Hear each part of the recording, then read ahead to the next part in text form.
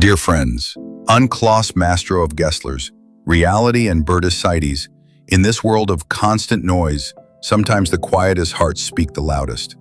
This story isn't about a king or a warrior. It's about a boy, a simple, forgotten boy, who showed the world what real faith looks like. His pain turned into prayer. His silence turned into strength. This is the unforgettable story of Yousef, the boy who spoke to the sky.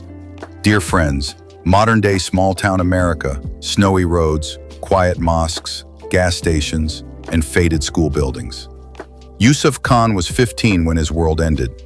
His father, Ahmed Khan, was a hard-working taxi driver, the kind of man who never missed Fajr, even after long night shifts. One winter night, a reckless drunk driver ran a red light. Ahmed was gone before the ambulance arrived. Yousef sat beside his father's grave as snow fell. The Imam read Surah Yasin, but all Yousef heard was silence, except the quiet voice in his heart whispering, Inna lillah wa inna ilaihi raji'un. His mother, already weakened by cancer, passed just 5 months later. The doctors said her body failed, but Yousef knew her heart broke first.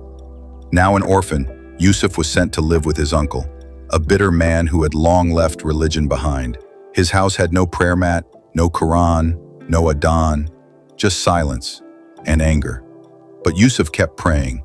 He would pray Fajr alone on the cold kitchen floor using a towel as a prayer mat. He memorized Quran from a cracked app on his old phone. At school, he ate lunch alone. His classmates didn't understand why he didn't eat during Ramadan or why he wore a kufi sometimes. They laughed. Yo, Osama, you fasting so you can fly, bro? What's with the towel on your head, Yousef? You a genie now? He never answered with hate. He just smiled and said, I fast because it brings me closer to my Lord. And trust me, there's more power in that than anything in this world. Yousef took a part-time job at a 24-hour gas station. He worked the night shift, went to school by day, studied in the evenings. Sleep became a luxury, but prayer was his peace. One night, a shivering homeless man stumbled in. Yousef gave him his own coffee and jacket. That small act changed everything. The man, Robert, began visiting Yousef every night. He watched Yousef pause everything when Adhan time came, watched him raise his hands, his lips moving silently in dua. Kid, what are you saying when you look up like that? I'm talking to the one who's always listening, even when the whole world goes silent. Within a few months, Robert stopped drinking. A few months later, he said the Shahada behind the gas station with tears in his eyes. But Yousef's life was still being tested. At 17, Yousef was accepted into a college out of state. His dream was to become a teacher, to help kids like him, isolated, bullied, forgotten. On his way to orientation, a truck ran a red light. Yousef's car flipped. When he opened his eyes, all he saw was white, hospital lights, machines. His legs wouldn't move. The doctors said the words no young boy should ever hear. You may never walk again. But Yousef only asked one question. Can I still pray? They said yes. So he prayed, lying down, in tears, whispering, Alhamdulillah, you gave me so much, I still have you.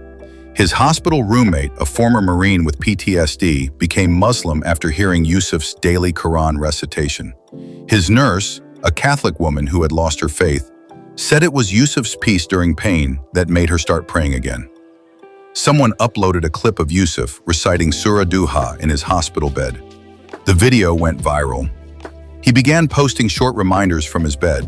Not flashy, not edited, just real. Don't wait to lose everything to find Allah. I found him in my pain. He was always there, I just had to look up. His page grew.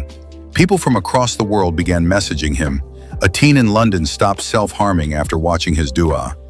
A Christian man in Ohio became Muslim after hearing his story. A depressed girl in Brazil wrote, if he can smile in pain, maybe I can too. But Yousef knew his time was short. At 22, Yousef fell into a coma. He never woke up. But on the night he passed, the sky over Cedar Grove was clear, stars visible like never before. His janazah brought thousands, Muslims, Christians, Jews, atheists, all crying, all remembering a boy who never hated, never gave up, and never stopped praying. On his grave, someone placed a note, You spoke to the sky, Yousef, and the sky answered. We chase fame. He chased Jannah. We complain about small struggles. He thanked Allah through every storm. He didn't leave behind money.